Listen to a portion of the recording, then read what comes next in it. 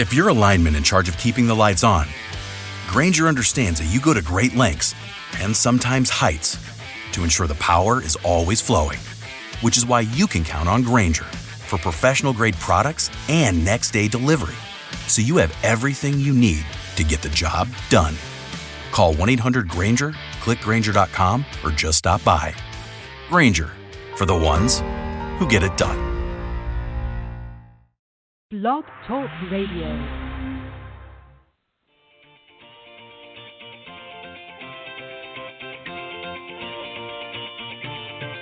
Good evening and welcome to Golf Talk Live. I'm your host, Ted Odorico, broadcasting live every Thursday, 6 to 8 p.m. Central from Panama City Beach, Florida, home of the world's most beautiful beaches. I want to take this opportunity to thank everyone for joining me on my weekly broadcast.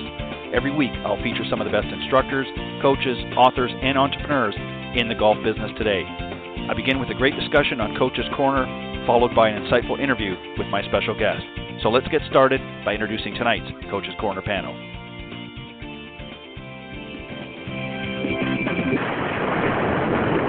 All right, good evening, everybody, and welcome to Golf Talk Live.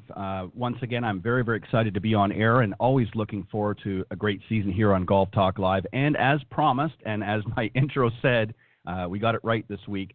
Tonight, of course, will be the relaunch, if you will, for this season of Coach's Corner. And I've got a great group of guys on the panel to start the season off.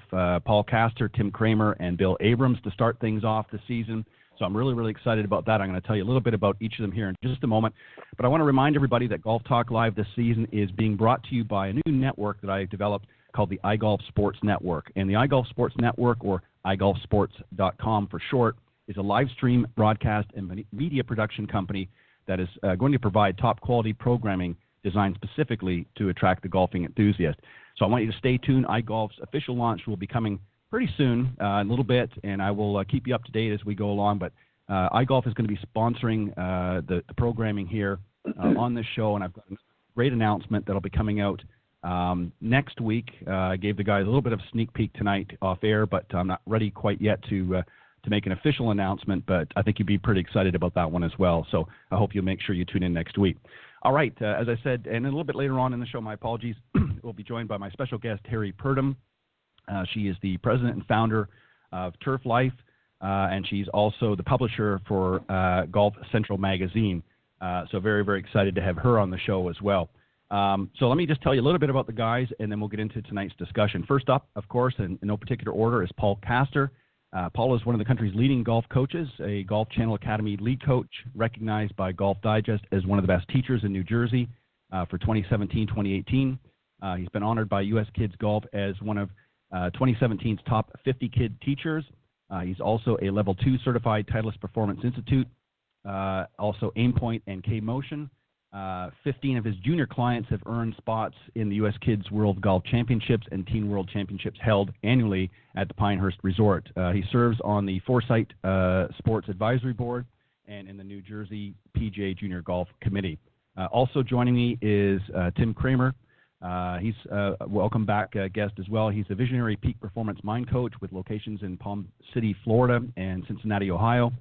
He is the president and founder of Peak Performance Mind Coaching, a program utilizing innovative and pioneering mind coaching techniques. And Tim is also a golf professional and coach with Club Med Academies in Port St. Lucie, Florida. Rounding up the panel, of course, is another favorite is Bill Abrams. He's a PGA professional and is the 2017 and 2018 Central Illinois PGA Teacher of the Year, 2015 Illinois PGA Professional of the Year, and owner and director of instruction for Golf Solutions Academy at Balmoral Woods Crate, Illinois. And he's currently down at the Grand Palms Resort in Pembroke Pines, Florida. And he's also been recognized as the 2019 Illinois PGA Teacher of the Year. So guys, Paul, Tim, and Bill, welcome back to another season here on Coach's Corner. Thanks so much. Very much. Great to be here. Thanks so much, Ted. Looking forward to another great season. I appreciate it, guys, and thank you very much. All right, we're going to talk about something I thought would be a great conversation to start the year off, and we're going to talk about really 4 levels of golfer. We're going to talk a little bit about the beginning golfer, the intermediate golfer, advanced, and the pro golfer. And I'm going to just read out a couple of things here, and we'll talk about each of them, and then I'm going to break down to specific questions for each of you. And beginning with, obviously, the beginners, if you will, the game of golf obviously looks very simple to somebody maybe watching on TV, but really it isn't, as we all know. Golf is composed of mental, physical, and strategy, as well as patience, if you will, all working together to sort of hit that tiny little white ball. So even if many individuals are playing golf, some beginning golfers quit too soon because of frustration. So how we can help is by offering to help them overcome obstacles. And that's really what the golf instructor / coach, if you will, does, is helping them to overcome some of these obstacles that they might be faced with by giving them sound fundamentals and so forth. So I'm going to tell you a little bit about each of them. I know you guys know this, but for the purpose of the audience, our beginning golfers, okay, they traditionally, their average score is usually 100 and above. Our intermediate golfers are usually somewhere between that 85 and 100, if you will. That doesn't mean that they may not go either way. But that's generally the rule of thumb is the category that they fall into. Our advanced players typically are, in many cases, breaking par as low as 70, right up to that 85 mark. And, of course, the pros on a regular basis are usually below 70 or below par.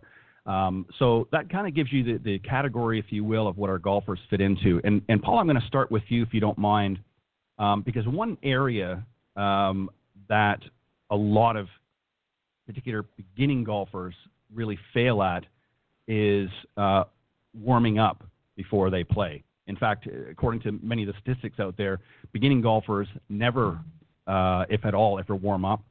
Our intermediate, sometimes maybe.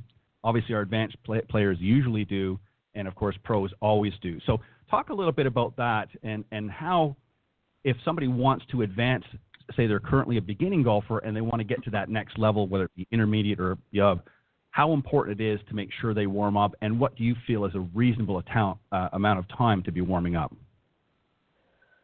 Oh, I can't really overstate the importance of getting your body ready to play. I incorporate fitness as part of my golf instruction.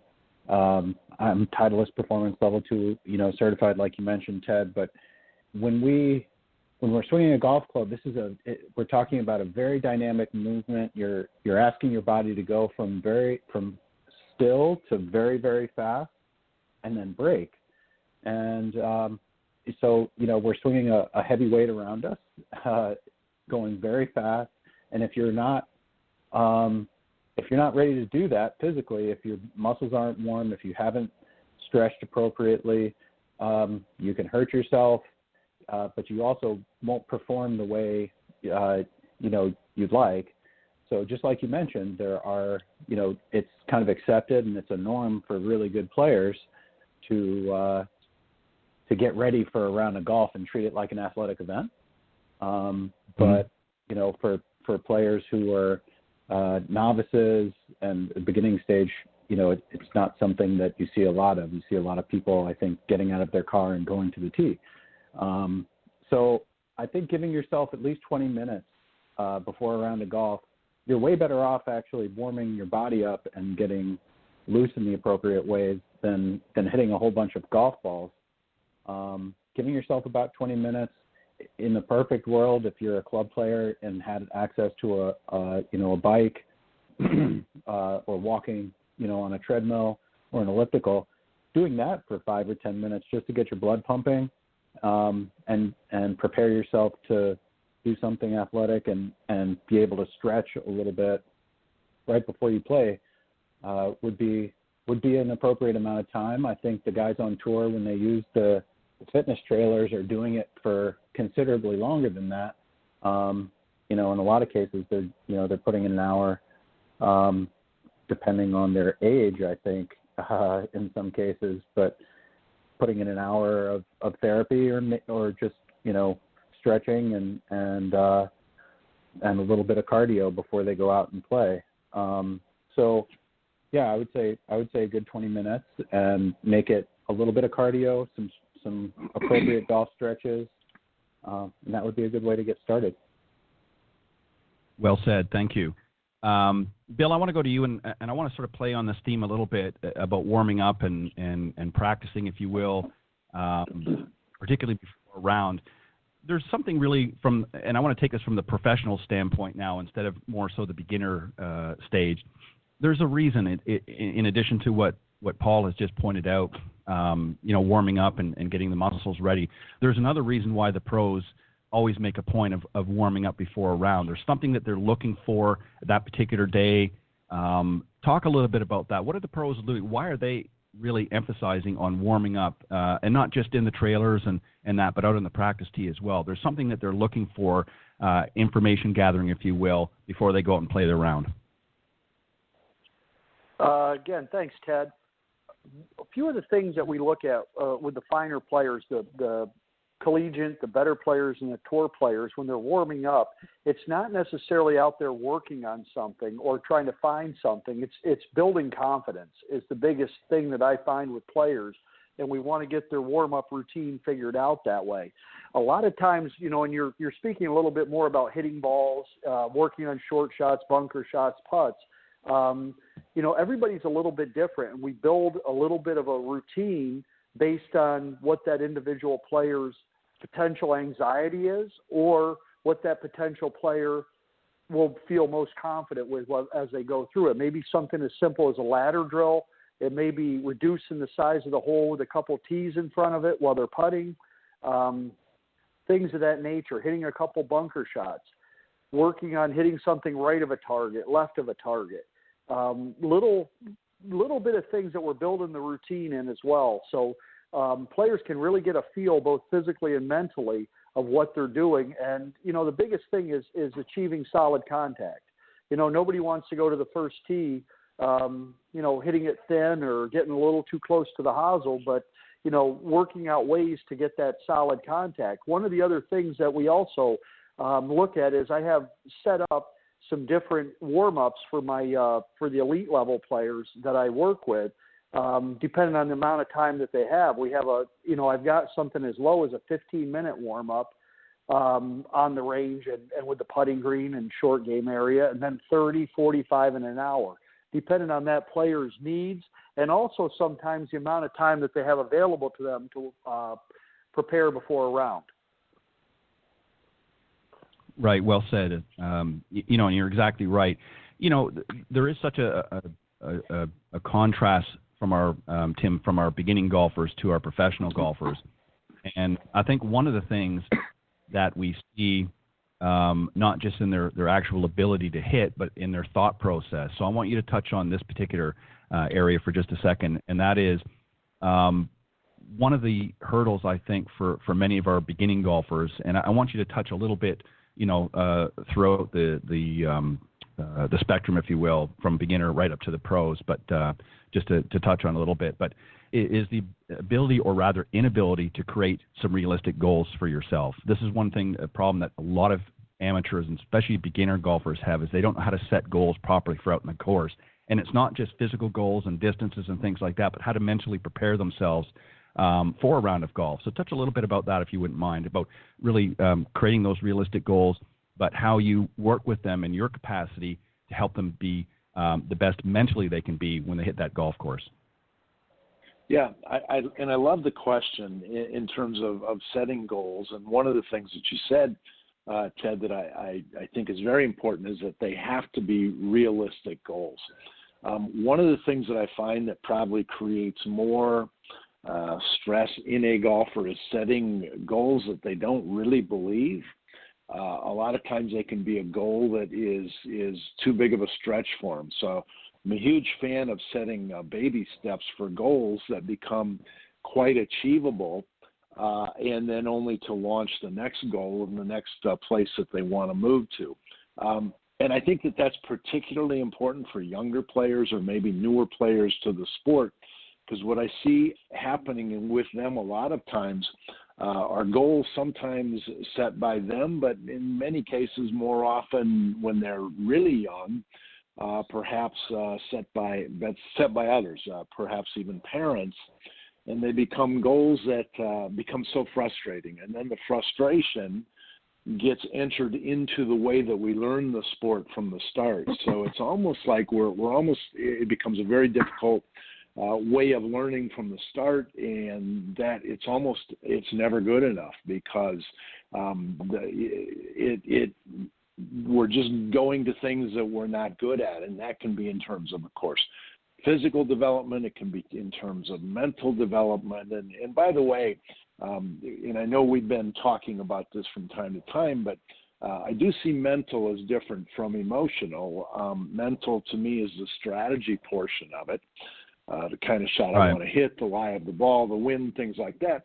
And then the emotional component. And that's where I really believe that we've not done a good enough job of really developing the sport is in terms of emotional, what we might call emotional competence or something like that. And again, getting back to every level, I do see the emotions as something that I don't think that we stabilize enough before we get to the course. Really appreciate what the guys had to say about getting warmed up physically, and I couldn't agree with you more. I think an equal component with that has to be the emotional warm-up to make sure that, in a way, we don't step out of the car, we don't step out onto the practice range, we don't even pick up a club until we're in that good emotional space. Yeah, and that's a great point, Tim, because, you know, I've joked about many times on the show, and Cindy and I have, you know, my co-host on the Women of Golf, you know, we've laughed about this, but, you know, a lot of times it's like going to the airport. You know, everybody's pulling their baggage. And, you know, I see people out in the golf course. They come out there and you can tell they're just pulling their baggage. They're thinking about what happened at the office that day, or they're thinking about maybe an issue that's arisen at home. And ultimately what happening is they're not focused on the task at hand. They're thinking about outside issues and interferences in their life that have now crept into their golf game. So it's very difficult for them to focus on any sort of consistency because they're thinking about other things other than what they should be thinking about at the time. And I agree with you. I think if you're not ready to make that transition and you're still carrying too much baggage, as I suggest, then maybe, you know, it's probably not the best thing to do to be out in the golf course today because you're just not really going to enjoy it. Paul, I want to come back to you, and this is really, it goes to a theory that I have is to be able to do your homework. And what I mean by that is, as instructors, you know, we work with our students in a variety of different capacities, and we, in a sense, assign them homework. We may not use that terminology because not everybody loves that analogy of homework, but that's essentially what we do. We give them skills or specific tips and drills that we want them to work on. And one thing particularly that I think a lot of golfers, whether they're beginner or even professional, really need to understand, and that is how far they hit each of their clubs. I believe that's paramount to becoming a better golfer because, as you know, Paul, many amateur golfers, they have no idea how far they're hitting each of their clubs. They can guess and they can maybe, give the old college try, if you will, but they really don't understand. And so as an instructor, I know you want to make sure that they understand, let's set a benchmark with each of our clubs. How far are we consistently hitting those clubs so that we can make informed decisions we're out on the golf course? So talk a little bit about that, how you try to emphasize that both with your students when they're with you and what you try to do, again, with some sort of a homework assignment to get them to focus on that particular area of their game. So I think one of the things that we see the most of with recreational golfers is wanting to hit the ball as far as they can with every club in their bag. You know, and there's almost an ego element to that, like, you know, wanting to hit be able to hit your sand wedge 115 yards, but you know, maybe 105 yards is the appropriate distance, or it's just your comfortable yardage. To play good golf, you really need to know how far each of your clubs go. It doesn't really matter, in a sense, you know, how far you're hitting each one of them. You just need to know that each one goes a specific distance, and that the priority is hitting the ball in the center of the club face, because that is what's going to produce a consistent ball flight and a consistent distance. So when I'm coaching, I use the Foresight GC Quad, you know, launch monitor, and the data that we have, you know, access to because of that is so valuable, because you can see not just carry distances, and the amount of roll that you're getting, but you can also see dispersion. So we can start to talk about game planning and strategy and, what realistically is your dispersion with a sand wedge, with an 8-iron, with a 6-iron, with a 3-wood, with a driver. So what kind of holes can we hit these clubs on? Is it wise always to hit a driver, off of a tee? And knowing exactly how far each one of your clubs goes and not being overly aggressive or unrealistic in terms of what you actually think your yardages are, just actually playing the distance that each one goes, allows you to plan your way around the golf course, allows you to pick appropriate targets, and like you said, it's really one of the cornerstones to making progress and scoring better, because if you don't know how far you're flying each one of your clubs, you can't make correct decisions strategically around the golf course. So I absolutely agree with you. And, I think if more recreational golfers stood over a golf ball thinking about hitting a solid shot, and concerned mainly with how far their clubs go when they're practicing and got that information, there's so many affordable launch monitors now that are available. It's really one of the most valuable things that you can learn how to do, and information that you can kind of keep updated for yourself when you're working on your game. Yeah, I couldn't agree more. And and you're really hit it right on the head. Is with the technology out there right now, there's a lot of this information that as a recreational golfer, you can get out there and actually gather that information. Obviously, the optimum is to get out there and work with a professional and let them help you organize some of that. But there's really no excuse this day and age between the apps and programming that's available out there now. You can even do a lot of it on your own if you had to. But Bill, this brings us to another area, and I know we've talked about this many, many times on the show, but I think it's one of the most important, and that is really the pre-shot routine. One of the interesting things about professionals is you can almost tell by their routine when we're watching a tournament if everything's firing on all cylinders. If you look back in history and you look at many of the players that have stumbled along the way and through a tournament, you will actually see a slight change. And sometimes it's not very noticeable.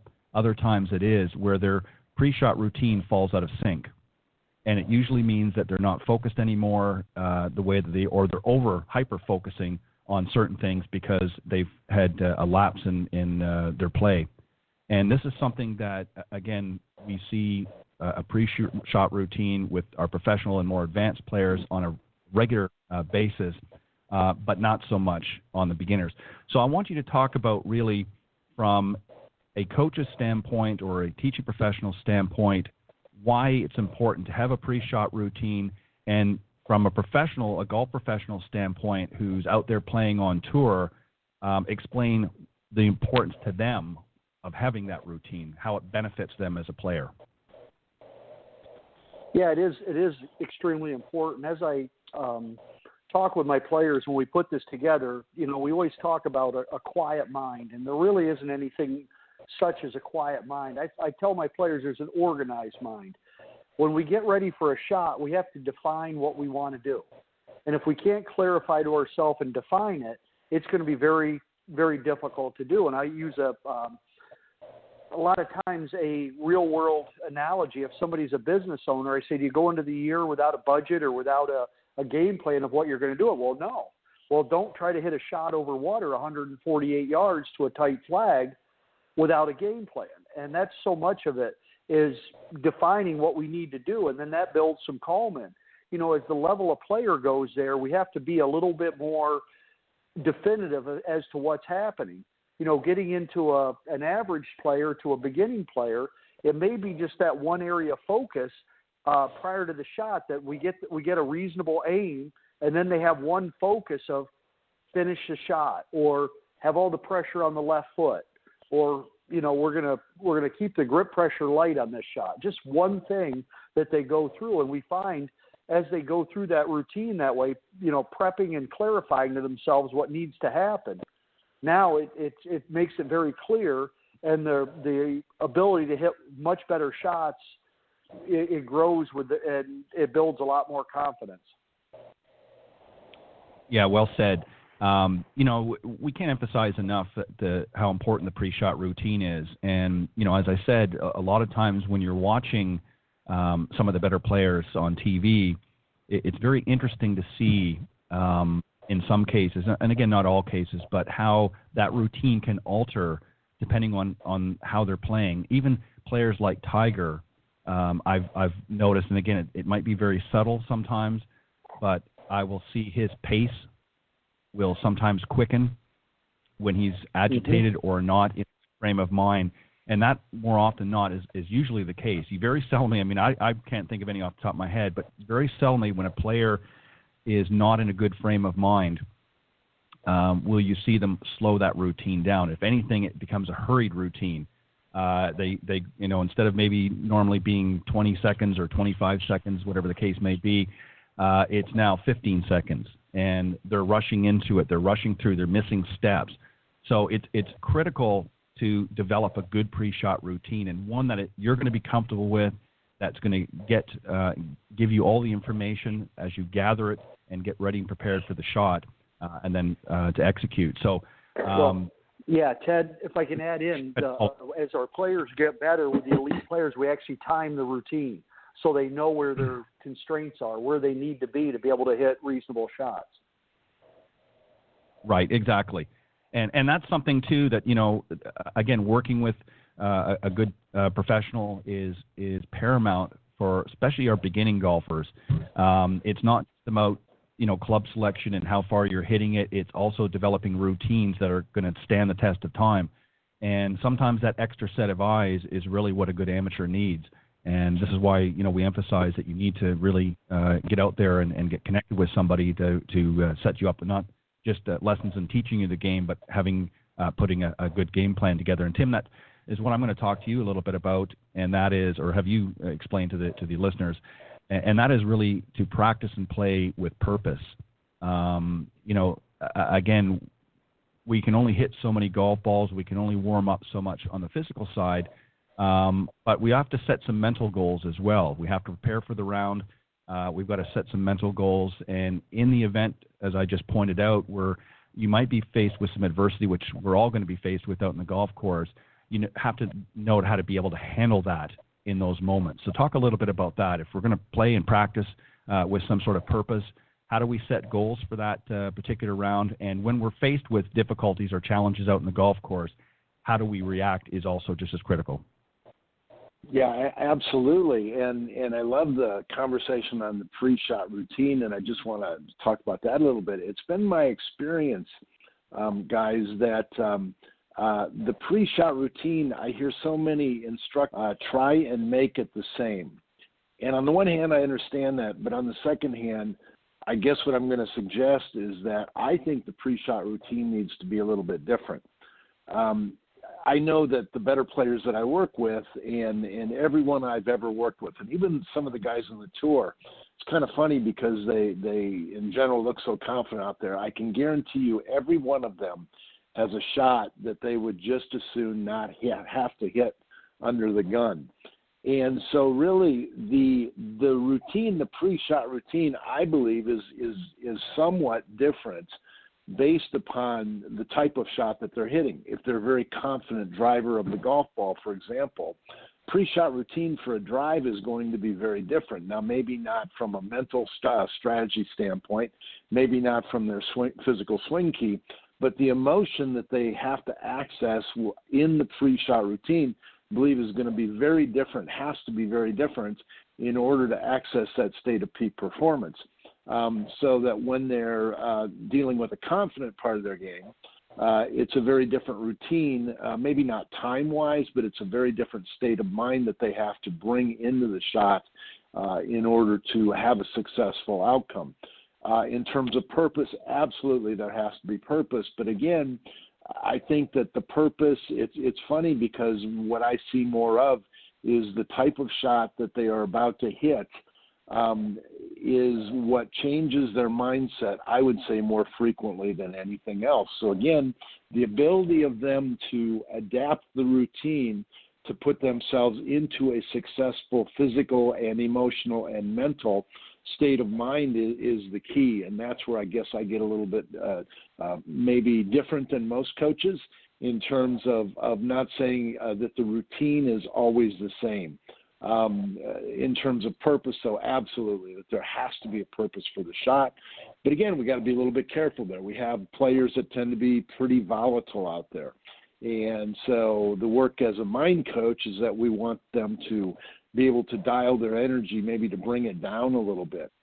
We've got other players that are can go a little bit lethargic out there. They get a little bit too soft. So with their routines, their purpose has to be to bump up the energy a little bit. So again, I think that the routine is critical for every golfer. Even I believe that we need to get better at teaching younger, less experienced golfers the value of the routine and to include those three elements, the mental, the physical, and the emotional in it, and to make sure that it does have a purpose and to be mindful enough, aware enough that what they're bringing to the equation is something that gives them the best chance to succeed. Very interesting approach. I like that, Tim. Thank you for that. Paul, I'm going to skip back up to you, and we talked about a little bit ago about understanding how far to hit each club, but something that's equally as important is understanding the yardage to your target for each shot, and this is something that seems to, for some reason, elude our beginner and even some of our intermediate players, per se. They're not, for some reason, aware that you can obtain a yardage book, most of the golf courses out there, but in falling short of that, there's some interesting markers on every hole that can help give you a good gauge of how far you are. And this is another area that seems to elude many of our beginning golfers is the importance of checking and understanding the yardage to any given target. So talk a little bit about that, how you handle that with some of your students. Well, it's interesting now because we have all of this different technology that'll give you that information, and I think it's actually become. When I do playing lessons with my clients, one of the things that I teach kids now is how to walk off a yardage because, God forbid, your laser loses its battery, or something happens where you can't, you're not able to rely on your yardage. The battery that you generally, you need to be able to actually get that information for yourself, and we don't always have a spare battery, or maybe our watch dies, or however, your GPS watch. But getting a yardage on the golf course is more than just a number and a number to a flag or a number to the center of the green. It's in a way, that's something that is an art that good players develop through lots of practice and some thought, because you're synthesizing a lot of different information about each shot and the way it's going to come off based on the lie, based on the clothing that you're wearing, the temperature out, the wind and what the green surface is like even. You have to take all of these things into consideration. And I think, so often with beginning players, they're so concerned with whether or not they're actually going to hit a good shot that they're not thinking about what the golf course is giving them, what it's asking them to do. And in a lot of cases, you're better off being focused on that than internally on what you need to do to hit a solid shot when you're out on the golf course. So I do see that a lot of players are so consumed by mechanics that they're not able to kind of get out and start thinking about, well, how are these factors going to affect how I play this shot? But yeah, I think being able to get that basic information, how far is it to the middle of the green, where is the pin, where's the flag stick, and then how do all of these factors play into how far I'm going to need to carry this ball, and what club is it going to be that gets the ball to that landing spot. That's a step-by-step process that that very good golfers are very good at, obviously, but as we look at less skilled players, it's not something that they're thinking about a great deal. Yeah, and that's a problem, obviously, for a lot of our club golfers, particularly, and our low or high handicap amateurs, because, one of the issues that I see more often than not is because they don't know how far they are at any given time, that is obviously going to create a challenge when it comes time to making the proper club selection. Because if you don't know how far you're needing to hit it, it's not a matter of how far you can hit it. I mean, obviously that factor, as we talked about earlier, is important, but if you're not sure of exactly how far you need to hit it in any particular time, then you're not going to select the proper equipment. And that brings me really to this side, Bill, and that is equipment being not only properly fitted for your game, and I want you to touch a little bit about that, but also what equipment is going to be in the bag. I mean, it's going to vary from player to player, obviously, but quite often than not, when our high handicap golfers go out and they buy, their first set of golf clubs, they're not thinking about, well, is this fit for my game? They're just going, well, does it look good? And is it in my price point, which obviously are important factors, but there's other factors that need to be considered as well. And this is something that the better players, again, have at advantage, obviously having access a little better than most of us, but nonetheless, they need to have their equipment fitted properly, even at the beginner level. So talk a little bit about that, and really, how should a player decide what goes in the golf bag? Great question, Ted. And it really, I've heard this years and years and years. I'm not good enough to get fit or have fitted equipment. I always use an analogy again with players. I'm almost 6'6", and I say to them, I said, okay, let's do a for instance here. You take my golf clubs, you're 5'8", and take 5 lessons with those.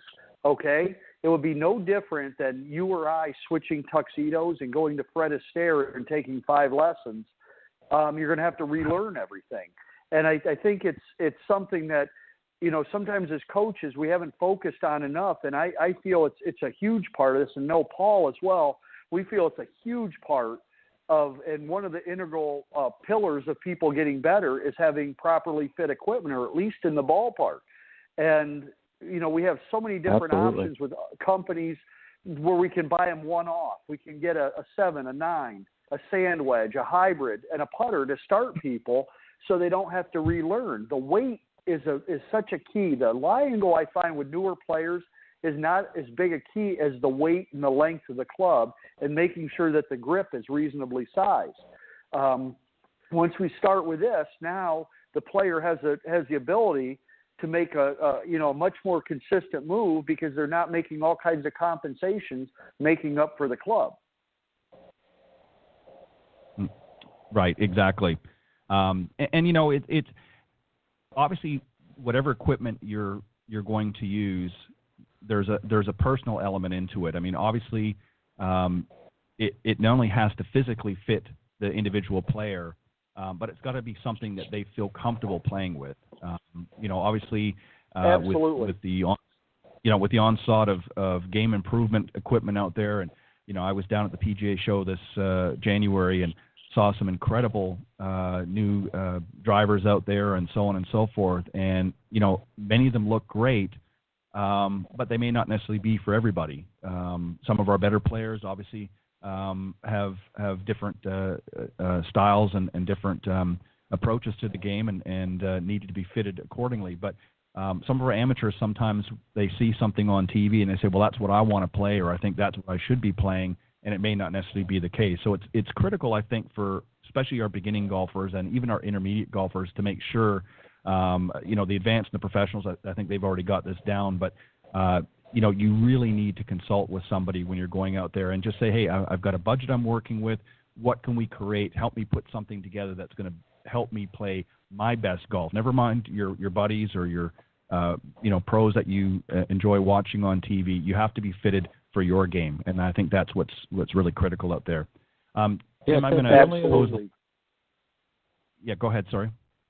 This is Paul. The thing I think that a lot of players don't realize is just how important it is to have clubs that get you in the right posture, because how you set up to a golf ball really determines how you move, and that's based on your dimensions. How tall you are, your wrist to floor length, and so forth. So if you're learning from the very beginning with clubs that really don't even allow you to get an appropriate posture for golf, you're going to start developing motor patterns and habits that are going to take some undoing at some point. So it's super duper important, and I agree absolutely with everything Bill just said. Yeah, I couldn't agree more. I might add. Yeah, go ahead, Bill. I might add to that too that it adds to the frustration if they're not properly fit.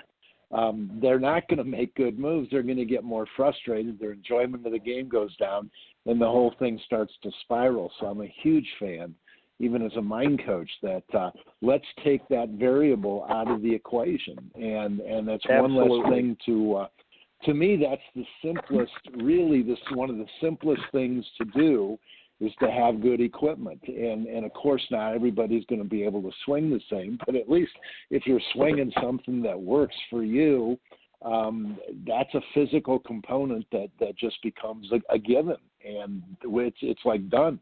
And sure, if they're kids or whatever, they're growing, or you get a little older and your body style changes, of course it needs to change, but at least it's done, and we don't have to worry about that anymore. No, I couldn't agree wholeheartedly more than that.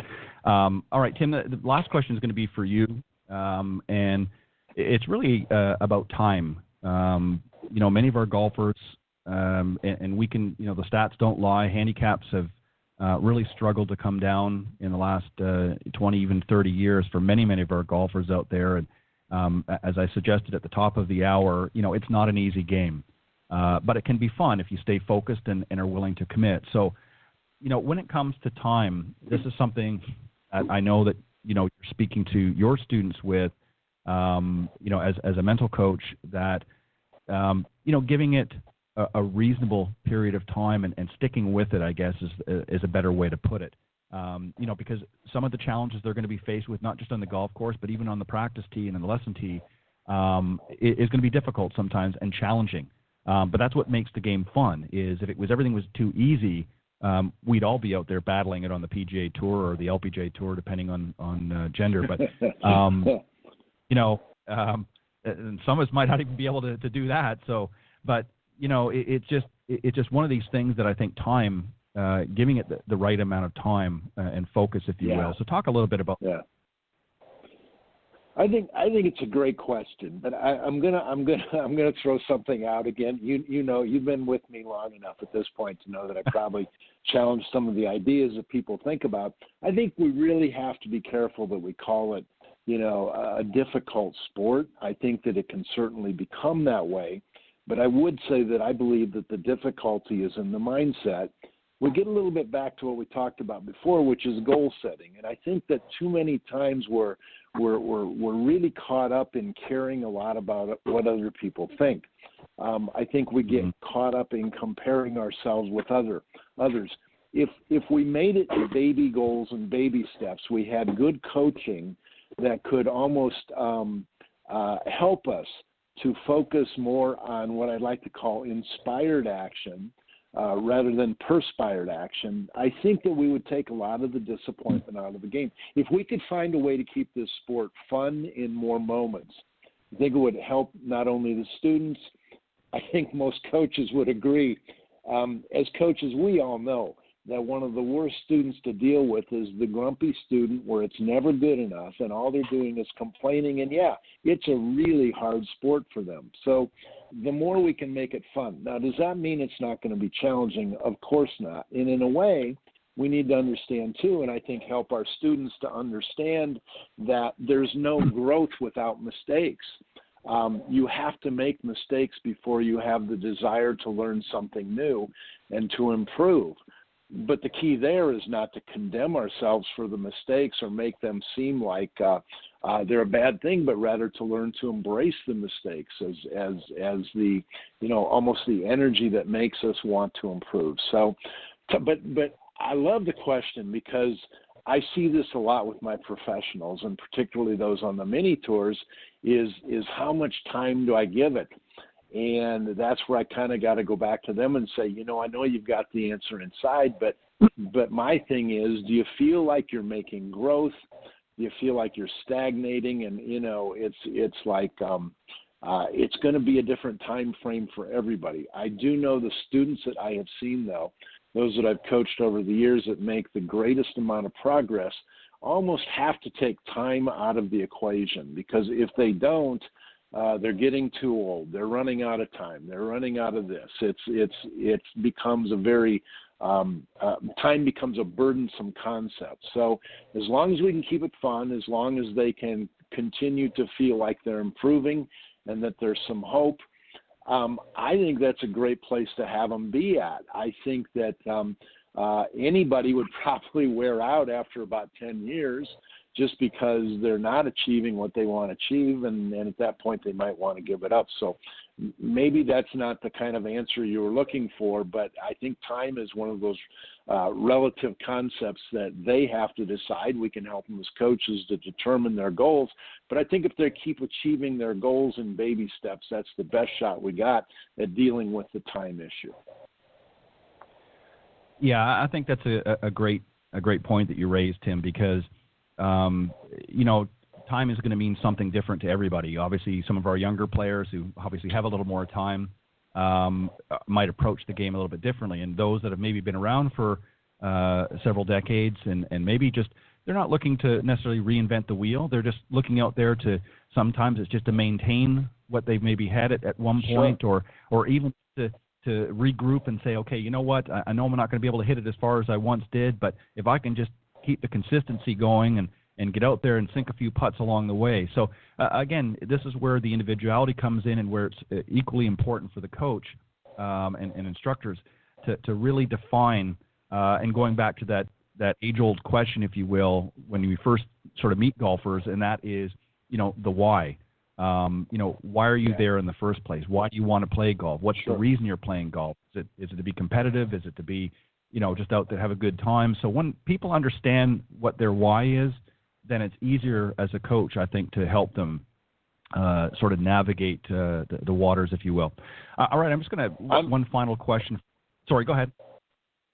Oh, no, I was just going to add one thing very quickly on that concept again, but I do know that the energy of impatience, which is related to the concept of time, it just never helps a player. When they're out there impatiently trying to get things, they create way too much tension and way too much pressure within themselves. So really, again, I think as coaches, the more we can help them to get the concept of time out of the equation, that the better off, and just to have fun and some baby steps and baby goals and to keep moving forward. And like you said, I think the why of it is something that most players forget. Why we first wanted to play, and that was to have fun and to stay tapped into that. That's where they make the most progress. Right, exactly. Well said.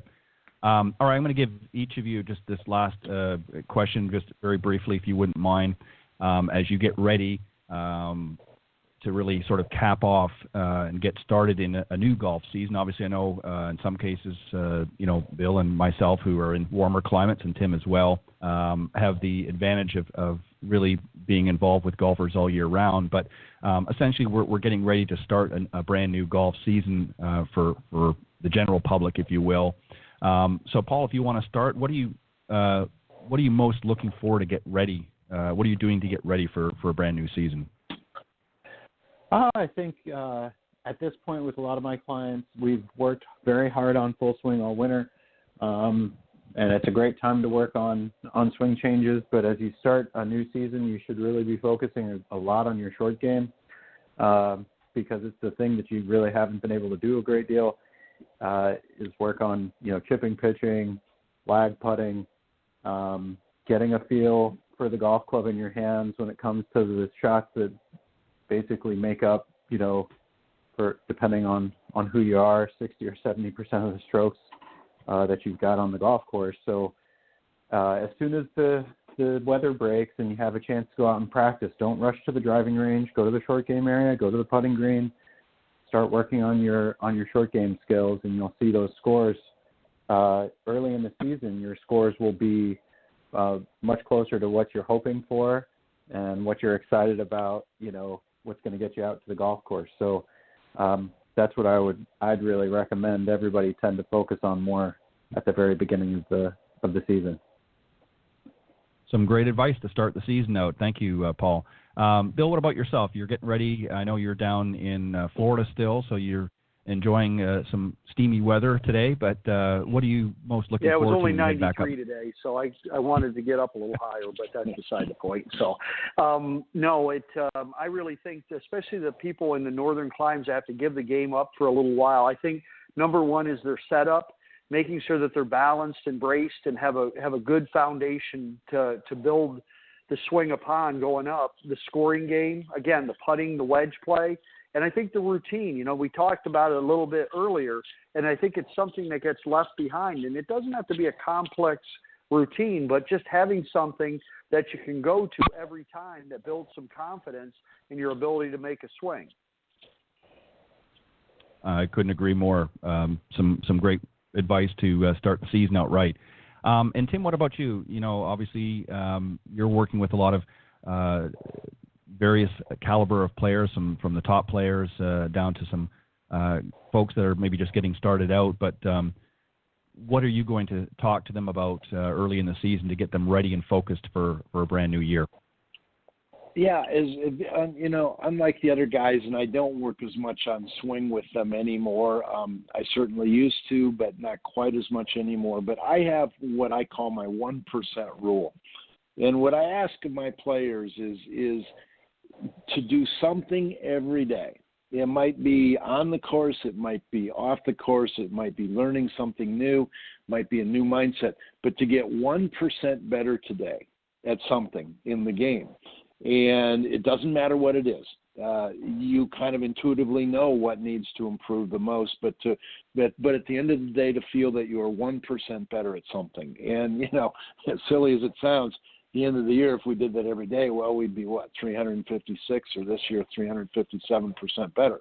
So it's just a little things we can do every day to just improve and feel a little more satisfaction with ourselves and our games. The other thing is find a great coach that can really mentor you. I think if you're going to get serious at this sport, you really need to find somebody that's good, that you trust and want to work with. I see too many people trying to do it on their own for too long, and I don't think that's the way to go. I really appreciate what these other guys do. I know of their reputations, how good they are, and I just encourage people who really want to excel in this sport. You can't do it by yourself. You got to get some help of some kind. Some great words of wisdom, Tim, for sure. I think that, like anything in life, we all have somebody that's helped us along the way. And I like that 1% approach. I think, many times, as we sort of touched on a little bit earlier, is that many people set unrealistic goals for themselves. And I think this only adds to the frustration levels, if you will, because they're unattainable, in the short term. And they might be okay for a long-term goal, but sometimes you need to just have small baby steps, as we've talked about here tonight. And when you do that, then your confidence level builds and builds and builds each day. And working on, all aspects of your game, of course, but doing it in such a way that's productive and allowing you to see those changes and results along the way, and not being so over-daunting and overwhelming.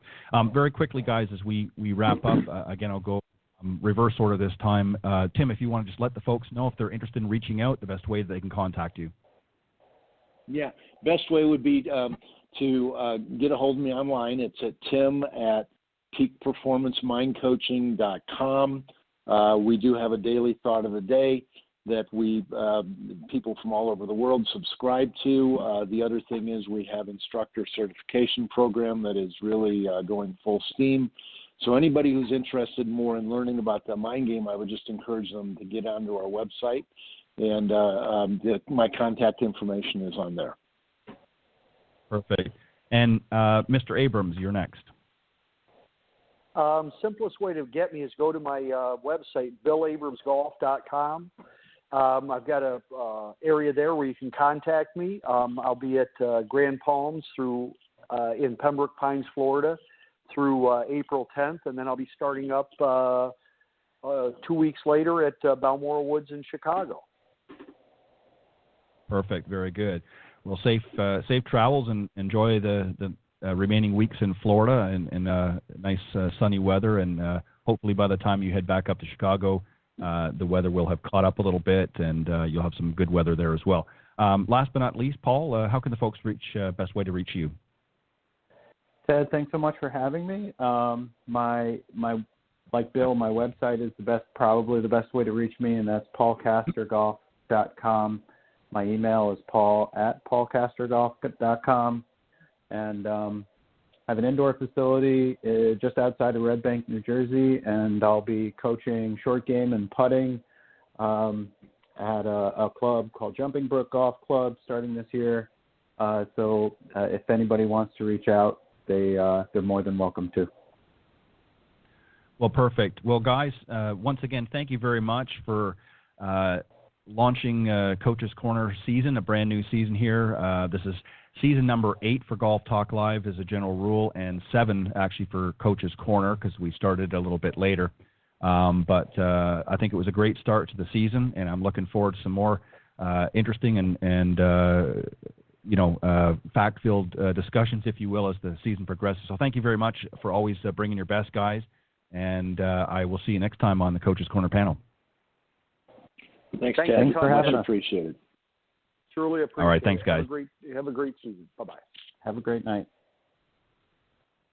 All right, that was Paul Castor, Bill Abrams, and Tim Kramer on the 2020 inaugural Coach's Corner panel, if you will, of the season. Very, very excited to have the guys on and always have a lot of fun with them. And I look forward to all of the panels throughout the season. I know these guys will be coming back on periodically throughout the season as well, and we'll have some more interesting discussions as well. Again, just a quick program note.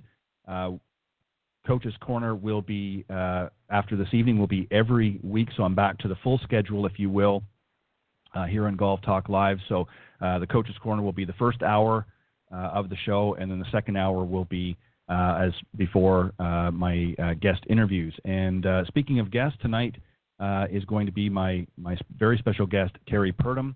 I'm going to tell you a little bit about her while I wait for her to come on board.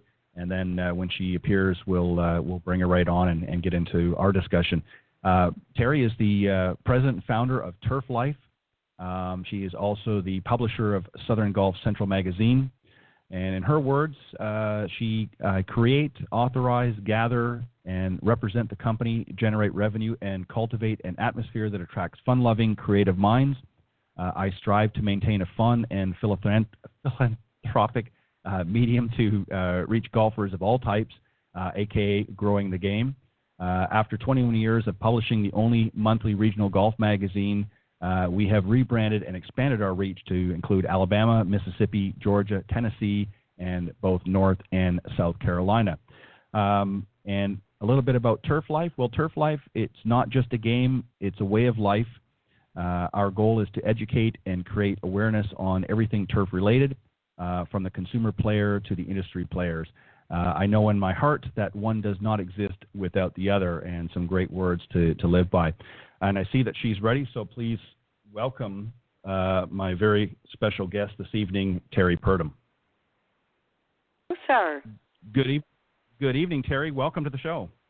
This is really groovy. I am excited about doing this with you. By the way, you sound much shorter on air.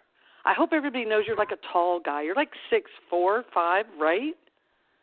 Yeah, and well, I think I've shrunk a little bit, but yeah, you're pretty close. 6'7"? Yeah, Are you 6'7" you went down to 6'5"? Yeah, something like that. Yeah, I think I've lost a couple since the show. Just to kind of fill everybody on the blanks here, I actually met Terrie. I was at this year's, I hadn't been for a few years, and I was at the PGA Merchandising Show in late January.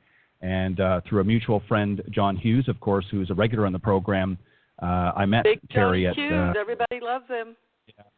Yeah, John's a great guy and one of my favorite guests here on the program every season. He's been with me pretty much since the beginning, so I'm looking forward. In fact, he'll be coming on, I think, next week or the week after. But so we met there, and I've already read out a little bit about you, so everybody's good. Let me start with the obvious, since I know you've never been on the show before, and just maybe you can explain a little bit to the folks how you got attracted to the golf industry. Why golf as opposed to, say, a different industry? What was it about golf that you really enjoyed and to be a part of? It was kind of all about a man, which is most of the reasons why I ended up where I have as an entrepreneur, and from a young person to, in my late 30s. And I had a little bit of cash from a former business I was in for 14 years. I started a franchise with my ex-husband. And when we parted ways, I said, oh, my gosh, I want to get into the golf industry. This seems so fun. And press was so easy for us to get because of the business that we had. I loved it. I loved the whole aspect of, being on air, being, in the news, and it helped build our business. And I was so grateful for the people who gave us the opportunity to build our franchise. I said, that's what I want to do. I want to help people get in front of the cameras. And I fell in love with the Turfgrass Association. So it kind of started from that side of the turf to come over to the consumer. And I've always been a farm girl, love growing, mowing, and if that's where the whole turf life came from. So I moved to Orlando with some money in the bank and opened up the Golf Attic, which was antiques, collectibles, memorabilia, new and used clubs. We were kind of like the play it against sports for golfers, and plus, though, the element of the collectibles and antiques. And I learned so much, Ted. Oh, my gosh. I learned, first of all, that I was green. I was clueless when it came to equipment. And then as the men came in and taught me, men and women, about what's up and what's what, I learned real fast that, in order to get the word out, you can't just go stand on a putting contest and throw a sign up for $150 to really build a business. You got to get in front of the press. And that's how I started the publication. I went from working with the Turfgrass Association's magazine to opening up a golf shop and then saying, you know what? I know what I'm doing. Why don't I just make my own magazine? And back then it was like the Orlando Sentinel and another guide that was here. That was our only options. So that's how I started Golf Central. And I'd query the guys and girls that came in like, hey, do you think it's a good idea if we do Cart Girl of the Month? And, 90% of the people say, oh, yeah, that's a great feature. You need to do that. Put that in there, Purdum. That'll be a great idea. Or I'd say, what about highlighting like an old guy, like a Joe golfer? And they would, if you ask people, they will tell you. If you put a comment card out there and say, okay, where do we stink, or where are we really doing well, or where's there room for improvement, people will tell you most of the time. And that's how I built it. Yeah, and you have to have, I agree wholeheartedly, you have to have thick skin too, because I'm sure some of the comments over the years can be always a little bit shocking. But you're right. That's the fun about being involved in media and so forth. And you're exactly right. You've got to get out in front of the press, if you will, to share your story. So let's talk a little bit about turf life. You mentioned obviously kind of having a little bit of a farming background, if you will, and obviously turf has been something that's been of interest to you. But as you have become more, knowledgeable about the golf industry, and you've seen so many changes, what are some of the things that you've noticed in the last, say, 10 to 20 years that's really moved into the forefront, if you will, in golf when it comes to turf and grass? Because obviously in Florida, as you know, there's the temperatures range from cool in the northwest where I am to pretty steamy hot in the southeast. So there's a lot of different grasses involved. Why is it important that people understand about turf? That's a great question, because people are always asking me, do you really think consumer golfers care about the golf course superintendent? And I've even had people tell me that they don't want to know. They don't care. It's completely different now. You say the last 10 years. If you watch some of the majors, you watch the U.S. Open, you watch that, they're going to talk about that golf course superintendent, that head agronomist, and what his team are doing to prepare for this major event that's coming to that golf course. And when I say head agronomist, those guys have men and women have agronomy degrees. They're not Mr. and Mrs. Jones running to the Home Depot and spreading Roundup out there. They know what they're doing. They've been schooled to learn this.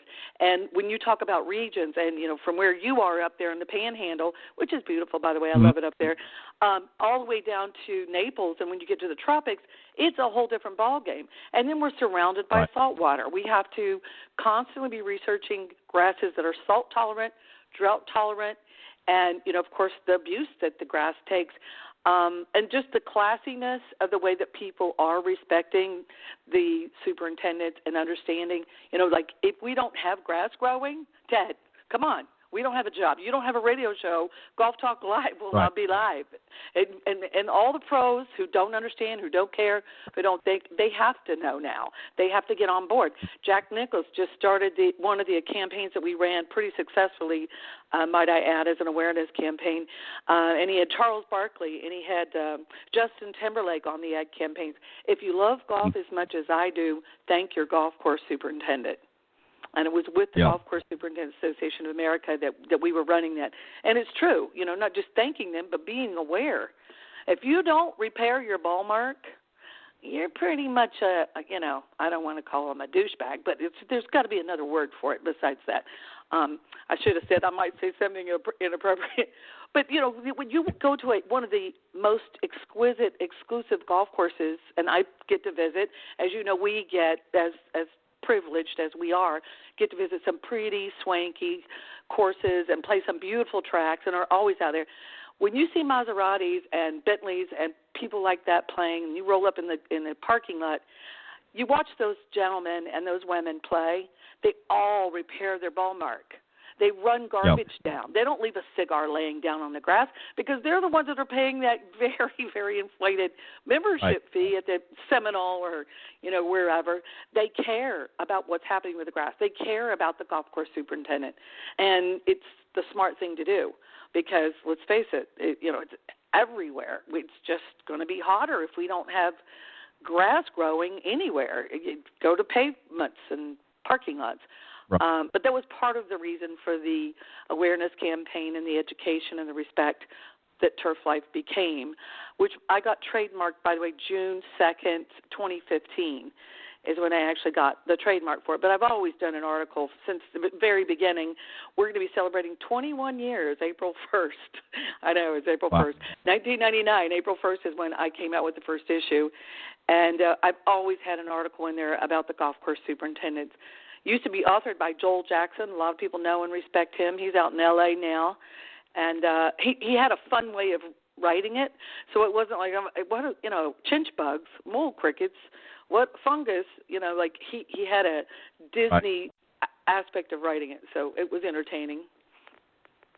Well, and you raise a very interesting point as well, Terrie, and that is, not only do a lot of people not understand the golf course superintendents, but they don't understand the fact that chemicals have changed over the last decade or so as well. Absolutely. You mentioned, Justin Timberlake, who, is a big proponent of not using a lot of these traditionally harsh chemicals. So this is something that a lot of these folks have really had to become aware of, not just to save the golf courses, but to be environmentally friendly as well. Because obviously they've come to realize that some of these harsh chemicals are not only not good for the grass ultimately, but over time, but they're not good for us either. So maybe you could touch a little bit about that. Justin Timberlake, his brand, pardon me for jumping, his brand, Miramichi, is all natural fertilizing. It's all natural chemicals.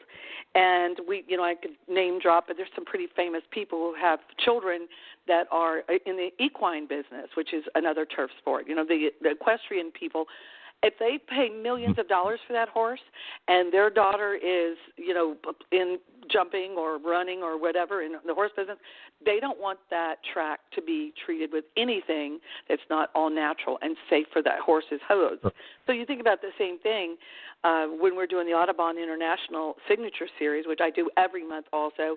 I do something for the Audubon Society every month, and just celebrating those courses that take the extra time. You know, it's preserving and improving wildlife and habitat, protecting water quality, you know, reducing the chemical use even. And we salute those companies that do it. Matter of fact, I know I'm going to run on here, but I will just a minute. There's a course that we just did a little thing on, Terre Verde Golf Club, out of next to Arlington, Texas, I want to say, out Dallas area.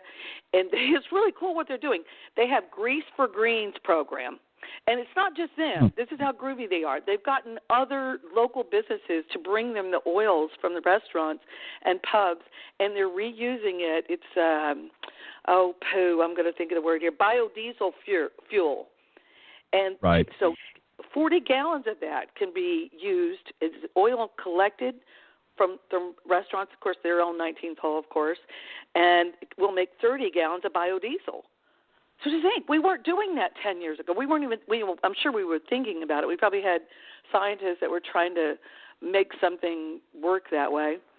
I just got a press release, another really, really cool thing, about a property down in southwest Florida, Badcock Ranch. It's a Lennar property, the first all-solar-powered community in the U.S. 18 holes of golf just opened up. Come on now, how cool is that? In the Sunshine State, baby. You're going to think that way. I mean, the sun is shining. I don't use my dryer when I dry clothes, too. I just want everyone to know that that's listening. My friends make fun of me because I won't use my dryer because the sun and the wind is blowing, okay? It's solar-powered. It's called clothesline. And everybody goes, but you're living in a Tuscaloosa, you're living in a community, it's a country club community. I go, I know, nobody can see my clothesline. Just shh. I like the idea that I do that. So anyway, I'm really passionate about it, as you can tell, and it can get boring and unsexy when you start talking about, the golf course. But if a guy has a problem on a golf course and he goes to the head pro, and nothing to take away from any of the pros, I love them all. I do an article for the North Florida PGA, the South Florida PGA, every issue, and they don't know why there's that going on. They have to turn around and go, hold on a second, let me get my superintendent on the line and see what they're saying about why so-and-so's happening or where there's water that's not draining. And come on, they deserve the props. And besides that, we came up with some really cool things like understanding how passionate they are. I get all the jokes from, they're watching their weather apps, and then one wife was telling me a story about her husband was giving their daughter away. They were at a wedding, and he could not leave his golf course long enough to go to his daughter's wedding. It was an out-of-town wedding, looking at his weather app while he's walking down the aisle with his daughter. Like, that's how eaten up they are they love their trade. And they'll always take good morning pictures and put them up online, and they'll say, that's my office, that's where I work. So we came up with one of our Turf Life shirts is just another day at the golfice, not the office. I said, no, it's your golfice. So we put a little pun on that. They love it. They eat it up. It's good. Well, Terrie, the really cool thing about it is I think and obviously, it's like anything in any industry. Sometimes it can be slow to change. And I know for a long, long time, as I'm sure you can attest to, there was probably a lot of pushback with some of the changes that are being introduced. But in the long run, as you pointed out earlier, folks like Jack Nicklaus and others that have been in the industry for a long time recognize not only the importance of people that help to maintain the golf courses, but things that can help change to make it better for the game in general, and understanding some of the changes in chemicals and moving to more natural. So is this something that you're seeing more and more golf? Obviously in Florida we're seeing that happening more, but are you really starting to notice that as you reach out into other areas? Absolutely, right. across is the country. Something that's really coming more in the forefront, do you think? Absolutely, and it's going to get even more prevalent. And I hope to be, a pioneer. I hope that, if I get hit by the bus tomorrow, Ted, you could say, she was on my show preaching the night before about the fact that we have to respect the men and women who maintain the courses and understand the difference.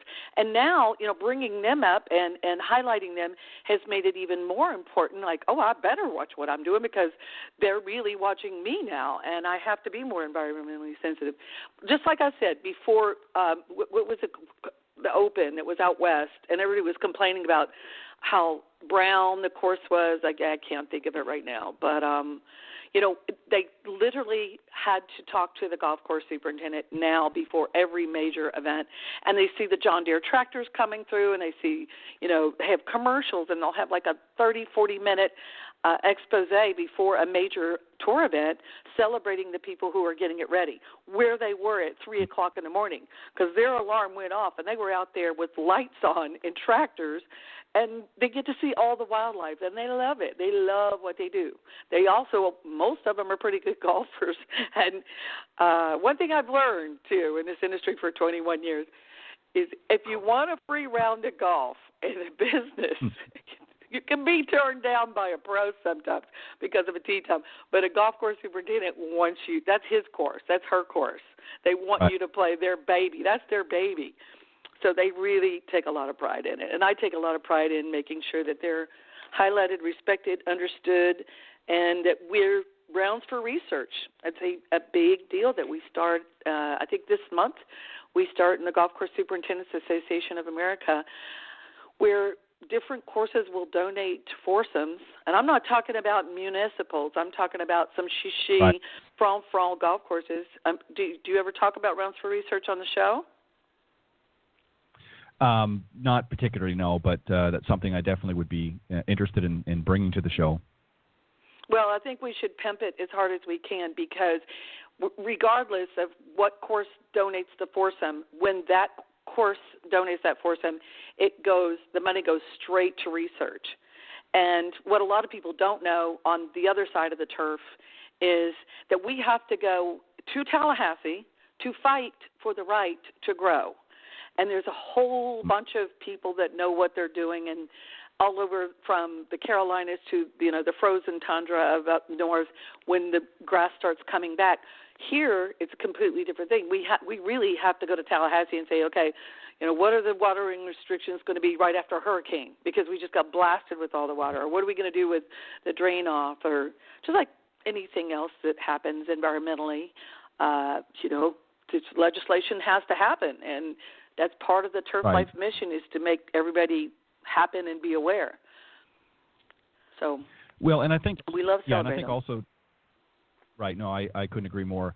And I think that part of the thing that people don't understand is it's not just as simple as you just pointed out as planting new grass. There's a lot of hoops that sometimes have to go through in order to get the necessary approval and so forth. So, and this is something that you were pointing out earlier. You talked about things like pavements and heat, and this is why you're seeing more and more major cities like New York and others who are going more green, is because they're recognizing they have green that spaces. They create green spaces because they know they have to have it because it's cooler. There was a study done about people that were incarcerated for crimes on people. What is that called? An assault on a person. They were convicted of a crime and went to prison. And if they got on a crew for whatever good behavior, and they got to go and work out in a garden, or they got to go mow some sort of land, or do something where they helped grow something to feed or grass, that when they got out of jail, they were 99.9% less likely to ever commit a crime on someone else or do something wrong. And I just went, you know what, if that kind of data is pretty interesting to me. But when I hear how growing just makes the difference, and we call me the founding farmer sometimes, just as a joke, because I planted a seed, and there's a bunch of fertilizer around here too, by the way, bunch of fertilizer, if you know what I mean. Everybody on my staff, we're full of fertilizer. But, we're growing the awareness. We're growing the brand. And may I here stop and say, my staff cannot be any more devoted or any more they drag their testes over hot coals for me in every aspect of what we're doing. This is a tough business. 76 pages, full-color glossy every month. And then I throw on top of that, we're going to build this lifestyle brand. And they go, is it going to be like Salt Life? And I'm like, no, completely. Salt Life did $687 million in sales last year. Yeah. So that would be nice if someday we were like them. But ours is an awareness campaign and stuff. But my Shannon Coates, my editor-in-chief, she's 44 years old, and she's one of the sharpest people on the planet. And the fact that they still work for me and work with me after 21 years, Beverly Wise and Greg Wise, and if I may just, I've had such a wonderful run and such a great team that have stood by me through everything, through hurricanes, through the crash, when we were all making money. And, I felt like the white Oprah. I was like spinning money out of my hands. Or what do they call that when you throw money out? You get a car. We were making so much money when the real estate thing was happening. I was calling this in like from Cooperstown, New York, when I went up there, and I'd be on a pontoon boat just calling the magazine in, and everybody was just doing everything. And they stood by me through all of that. Some of the losses that I've had, I've suffered a major loss of people, 8 people in the last several years that are on my staff or in my team or friends and family. And it's nice when people are here for you all the time. And it's one thing our industry, Ted. Come on now, you gotta admit we have the best group of people in the world in our industry. Yeah, I couldn't agree more. I think the golf industry really, and I think this is what sets it apart from so many other sports out there, is nobody generates more money for very worthy causes than the golf industry. I mean, you think of all the tournaments worldwide that go on for different special events. No other sport generates the kind of revenue that golf does. $40 billion last year raised via the game of golf. And that's one of, our tag on Golf Central magazine is turf, travel, philanthropy, lifestyle, because we try to cover every little golf course that gives back to anything. And that's another thing for all your readers that are listening. If you need magazines for goodie bags, or if you ever have a charity golf event, I'll cover it for you. I'll do a free ad campaign up front, and we'll do post-event editorial after your event. You do the check presentation. Love to kick the sponsors. If Dr. and Mrs. Jones want it, and he was part of the research for, some sort of infliction, from autism to tee it up for the troops, birdies for the brave, wounded warriors, folds of honor. What we do for every aspect of the world should just make everyone understand why golf is not just an important sport, but why they want to get their family and their children in. And it's never too late. That's another thing, too. You can start at any time.